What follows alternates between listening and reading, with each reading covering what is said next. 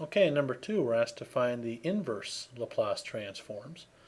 That means that we're trying to find a function f of t whose Laplace transform gives us what's inside the brackets here. So this reminds us of the cosine formula.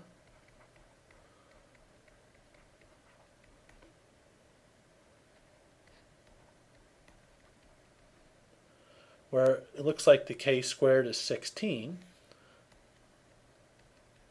So the k, which is always assumed to be positive, is going to be 4. So this is just a basic formula here. This is the cosine of 4t. In part B, I've got a 1 over s to the 5th. Now this may remind you of our transform formula. The Laplace transform of t to the n is n factorial over s to the n plus 1. So the n plus 1 is 5, which means the n is 4. But what we're missing is the factorial on the top. Well, I can use linearity of the inverse Laplace transform to get me that 4 factorial. This is 1 over 4 factorial times 4 factorial over s to the 5th. Alright, so that's just multiplying top and bottom by 1. And now I can use linearity of the inverse Laplace transform to pull that out front. 4 factorial is 24, so I'll just leave it like that. Inverse Laplace transform, 4 factorial over s to the 5th.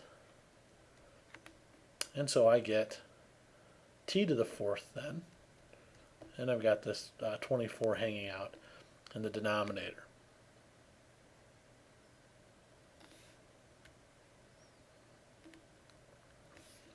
Now for part C, we have to use one of our shift theorems. So we know from Laplace transform of the unit step function t minus a times f of t minus a gives us e to the minus as times the Laplace transform of little f. So I can take care of this exponent here by multiplying by the unit step function u of t minus 2 in this case times the inverse Laplace transform of what's left over, 1 over s to the 5th. But I'm going to replace t with t minus 2 to match it up with that formula. So the argument of the step function matches the argument of the function. We know what this is from the previous, from part B. That's t to the 4th over 24. So it'd be t minus 2 to the 4th over 24. Let me rewrite that. It's a little clearer.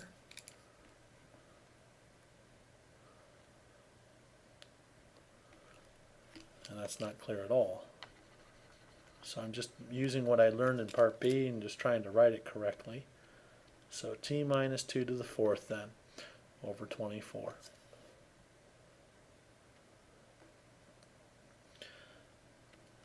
For this one, if we think about our repertoire of Laplace transforms, this doesn't ring a bell, so we need to use partial fractions to break this down. So we have 1 over s squared minus 4s. I factor that denominator. I get s times s minus 4. And so the partial fractions you learned back in Calc 2 or college algebra or pre-calculus comes in handy here, like so. We can use the Heaviside cover-up method to determine what these coefficients are, since we have distinct linear factors. So what do? I look at what value of s is going to give me trouble here, and the answer is s equals 0. So I cover up this, and I substitute s equals 0 into what's left over, and I get negative 1/4. Here, I get in trouble when s is equal to 4, so I cover up the s equals 4 and plug s equals 4 into what's left over, and I get b equals 1/4. So this tells me that 1 over s squared minus 4s is negative 1/4 over s plus 1/4 over s minus 4.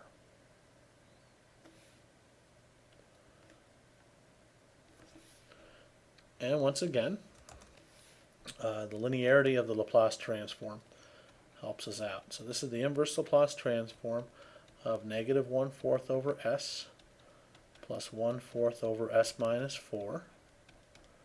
Linearity says this is minus 1/4 inverse Laplace transform of 1 over s plus 1/4 inverse Laplace transform 1 over s minus 4. The inverse Laplace transform of 1 over s, that's just 1, so I get negative 1/4. I get 1/4 times the inverse Laplace transform of s minus 4. And so we think of Laplace transform of e to the at is 1 over s minus a, and the a there is 4. So this becomes e then to the 4t. And that'll do it then for part D.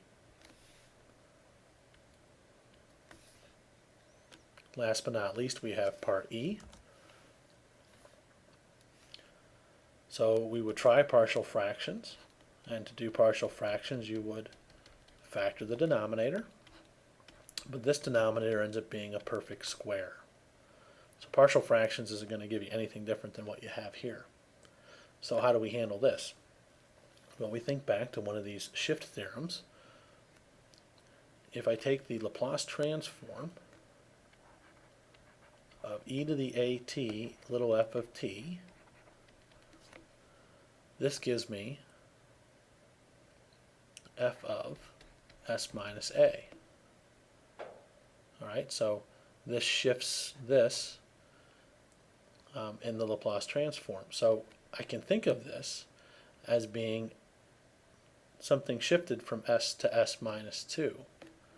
So the inverse version of this,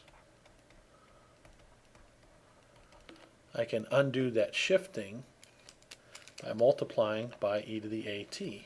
So I can undo this shift by doing that. So in other words, I get e to the at little f of t. And so that's how I'm going to proceed.